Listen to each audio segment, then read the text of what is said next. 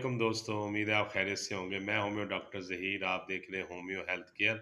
आज का जो मौजू है वो किडनी स्टोन की वजह से अगर किडनी में शदीद दर्द है, एक गुर्दे में पथरी है या दोनों गुर्दों में पथरियाँ हैं और उसकी वजह से बहुत ज़्यादा शदीद दर्द है मरीज़ को, तो फ़ौरी तौर पर अगर वो आपके पास आता है क्लिनिक में, तो उसको 2 दवाइयाँ जो फ़ौरी देंगे आप, तो इंशाअल्लाह ताला आप देखेंगे कि वो दर्द जो इंजेक्शन लगवाने से उसका ठीक नहीं हो रहा, विद इन 5 मिनट वो दर्द बिल्कुल ठीक हो जाएगा।